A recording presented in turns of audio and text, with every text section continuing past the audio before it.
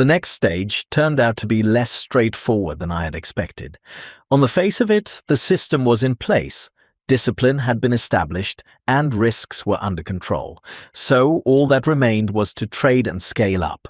But in practice, things proved to be more complicated.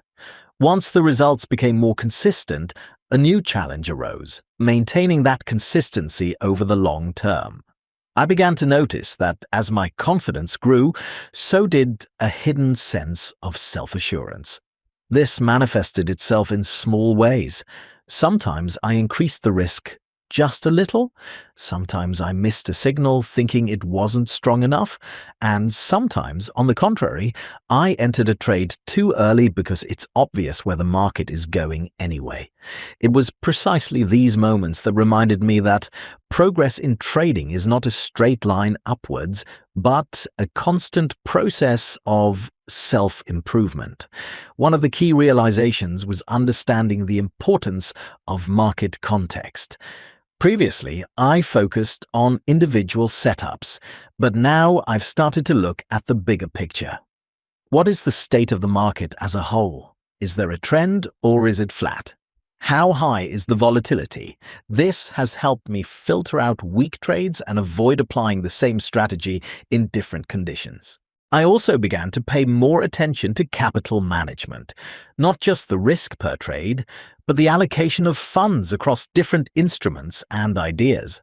For example, I started to set aside part of my capital for longer-term equity positions, whilst using the rest for active trading in currencies and commodities.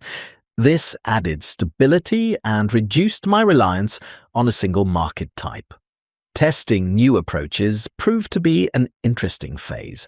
I used to be afraid of straying from a tried and tested system, but over time, I realized that without experimentation, there is no growth. I began to carefully introduce new elements, first on a demo account or with minimal risk. Some ideas didn't pan out, but there were others that naturally complemented my strategy. At the same time, I began to work more deeply with the data. My trading journal evolved from a simple list into a fully fledged analytical tool.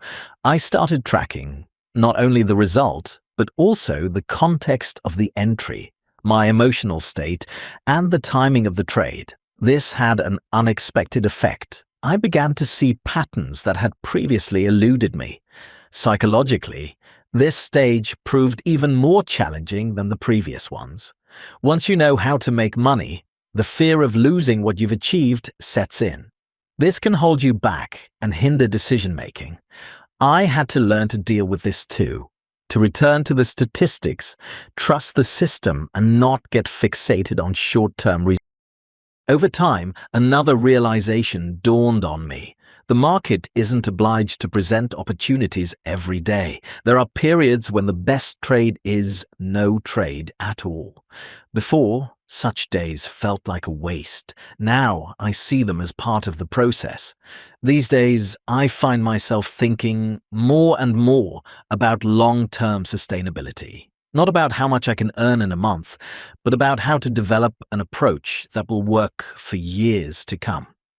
This is a completely different way of thinking, where the focus is not on the result, but on the process.